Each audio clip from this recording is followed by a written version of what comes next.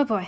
Okay, so this is me being vulnerable and real and showing you my awful 0-3 loss. God, I haven't actually watched this since the actual battles themselves, but maybe I should have ahead of time, but here I am watching it now. So really what I regret most about this is that I didn't need Raikou. Now, even though Raikou loses the 2 shield to Togekiss, if I made him burn both shields on Togekiss, that would get me in like pretty good shape. And it'd be a pretty safe lead, considering I was like pretty sure he's gonna lead Togekiss, and like spoiler alert, he leads Togekiss in all 3 games. So I should have adapted. That's the other thing about this set of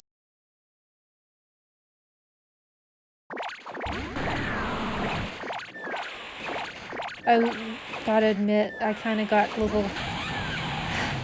Anger is not a familiar emotion to me. I'm not generally someone who gets angry, but turns out I can. And I got a little flustered after the first game. I guess I'm just too competitive. I don't like to lose, which is bad, and so I've got to learn from it. I'm not really talking about what's going on in the game, but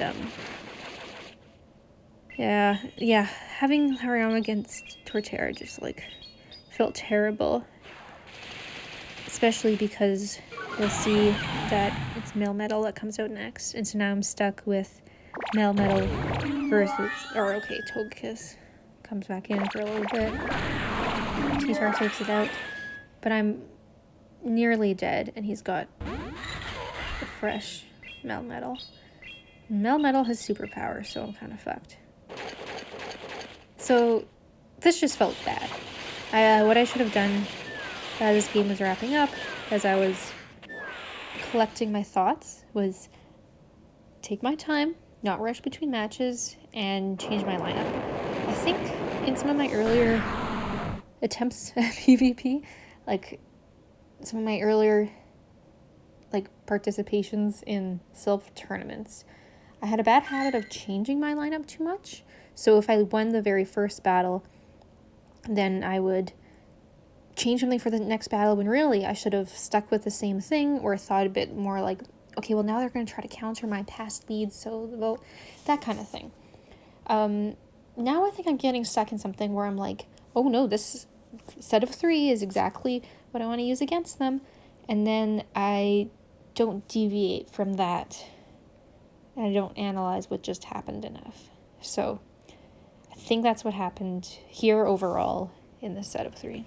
I think you can tell in the second battle that I'm a little flustered because I make some pretty stupid mistakes. So here, I decided to lead Tyranitar to Togekiss. Now I know that Tyranitar wins with no shield, but like, and then switches to Lucario, and then you see like I'm usually better about not like attacking too much. That's like the whole thing about me doing 1v1s is yeah, this is just embarrassing. I don't like watching this. I do have to give props to Random for his team. I think the fact that he managed to get both Melmetal and Togekiss is terrifying. Did a good job. Played well. And so that's the thing. It's like, what frustrates me about these is that I know that I just did a bad job. And I guess that's the most annoying way to lose, but it's probably the best way to lose in terms of like personal growth. So I will have to say I'm not like super happy with Hariyama on my team. I think there are going to be some situations where it might be useful, but right now I don't know. They do have something for these drafts where you can do a redraft after this first round of battles. So after we've had our 7 battles against the other opponents in the division, we have the option to drop something from our team and then take something. I'm still not totally decided on what I want to do for that yet, but I guess that'll be interesting. Oh no, okay. So then here, we get the boost. I'm like, okay, maybe I'll do this. I don't shield because I'm expecting Ancient Power, and it's a Dazzling. I did not expect a Dazzling Gleam. That's all I'll say. Yeah, that felt like... that felt really dumb. I think, generally I do, like, count moves, but I guess I got a bit too flustered. I just keep cool, calm, collected, and all that. When losses happen in the future. And I think there's really not much to say about the rest of this one. Or even about the third battle. I mean, I'm gonna post this just because of accountability, getting everything in the playlist. I did actually upload a version of this video without commentary, just so I could have it up for like the competition, but I knew I'd want to make a public one, just because growth or whatever. Now this is kind of fun, because the Bubble Beam did not knock me out, so I was like, oh shit, I might be able to do this. Get the Stone Edge, but the thing is, my attack stat had just dropped too much by this point. So, unfortunately, again, spoiler alert, I did not knock out the Suicune. Just barely. Just barely. Of course, if people smarter than me have good input on what happened here, what I can learn from this, please let me know in the comments, because ultimately, like, who cares? This is a game. I'm not gonna have an ego about this. I can learn. I can get better. I'd like to get better. That'd be fun. So, yeah, this is the third battle. Like I said, I might not actually kind of go through this, but you can take a look. You'll see that he does lead with Togekiss again. Man, I should have learned my lesson. See, this is really what I mean by I wasn't thinking enough between the battles. So, hey. Actually, that is something in general I do want to then switch to Lucario. I managed to actually not be a piece of shit and get it in time this time.